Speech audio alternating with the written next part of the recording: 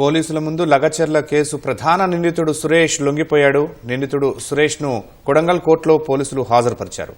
మరింత సమాచారం మా ప్రతినిధి రమేష్ ప్రత్యక్ష ప్రసారం ద్వారా అందిస్తారు.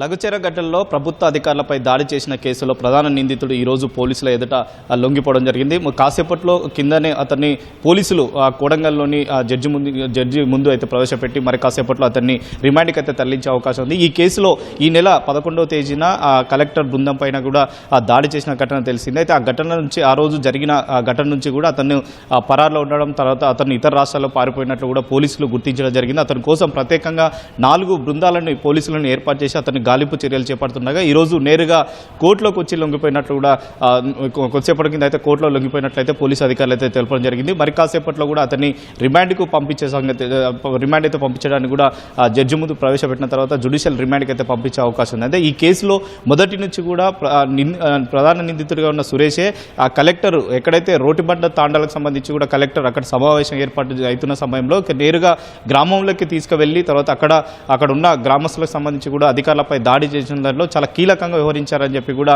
పోలీసులు ప్రాథమికంగా గుర్తించ జరిగింది. తర్వాత అదే రోజు పోలీసులు దాడి తర్వాత కూడా అదే రోజు కూడా 16 మందిని పోలీసులు రిమాండ్ చేసిన సమయంలో ఇతను A1గా ఉన్నారు. తర్వాత ఇతనే చాలా కీలక పాత్ర పోషించాడు. తర్వాత అక్కడ ప్రజలని ప్రేరేపించే విధంగా తర్వాత అధికారులపై దాడి చేసే విధంగా కూడా ఇతను ప్రేరేపించే విధంగా కూడా ప్రయత్నం చేశాడని చెప్పి కూడా పోలీసుల ప్రాథమిక దర్యాప్తులో వెళ్లడం జరిగింది. ప్రస్తుతం అయితే అతన్ని జ్యుడిషియల్ రిమాండ్ తరలించిన తర్వాత అతను మరొకసారి పోలీసులు కస్టడీ తీసుకునే అవకాశం ఉంది. దీంట్లో ఇప్పటికే కుట్రపూరితంగా జరిగిందని చెప్పి కూడా పోలీసులు రిమాండ్ రిపోర్ట్లో పేర్కొన్నారు. కాబట్టి ఆ కోణంలో పోలీసులు అతన్ని విచారించాల్సిన అవసరం ఉంటుంది. ఇప్పటికే విచారించిన తర్వాత అసలు ఈ కుట్రకు సంబంధించి కూడా ఎవరు ఉన్నారు, దాని వెనుక ఏంటిదనేది కూడా పోలీసుల దర్యాప్తులో వెలువడాల్సిన అవసరం ఉంది. ఇప్పటికే ఈ కేసులో సురేష్తో పాటు దాదాపు అతనికి 42 సార్లు కొడంగల్ సంబంధించిన మాజీ ఎమ్మెల్యే పట్నం నరేందర్ రెడ్డి అతనితో ఫోన్లో ఉండి తరచుగా అతనికి సంబంధించి కూడా సంభాషణ జరిగిందని చెప్పి కూడా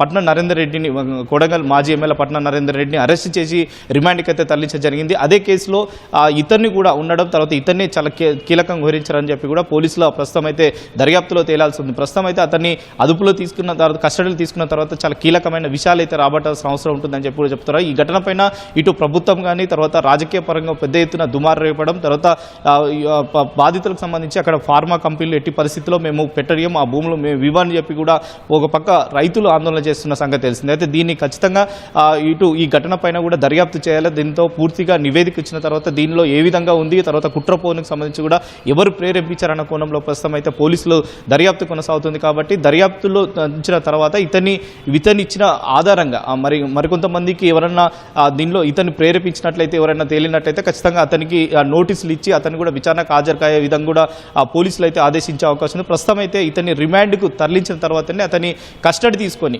మరింత విషయాలు అయితే వెలుగులోకి రావాల్సిన అవసరం ఉంటుందని చెప్పి కూడా పోలీసులు అయితే భావిస్తున్నారు. నేరుగా అతన్ని కోర్టులో హాజరుపరచడం జరిగింది. కోర్టులో అతను వచ్చి లొంగిపోవడం, తర్వాత పోలీసులు ప్రస్తుతం జడ్జి ముందు కూడా తన వాదనలకు అయితే ప్రస్తుతం అయితే కోర్టులో వినిపిస్తున్నారు. కాబట్టి వినిపించిన తర్వాత అతన్ని జ్యుడిషియల్ రిమాండ్కి అయితే కోర్టు తరలించే అవకాశం ఉంది. కాబట్టి తర్వాత తరలించిన తర్వాతనే అతని కస్టడీ తీసుకున్నాక పూర్తి వివరాలు ఇంకా తెలియాల్సి ఉంటుందని చెప్పి కూడా పోలీసులు అయితే భావిస్తున్నారు. కాబట్టి చూడాలి అసలు కస్టడీలు తర్వాత అతను సురేష్ ఎలాంటి విషయాలు పోలీసులకు వెల్లడిస్తారనేది కూడా వేచి చూడాల్సిన అవసరం ఉంది. Vote studio. ధన్యవాదాలు సురేష్.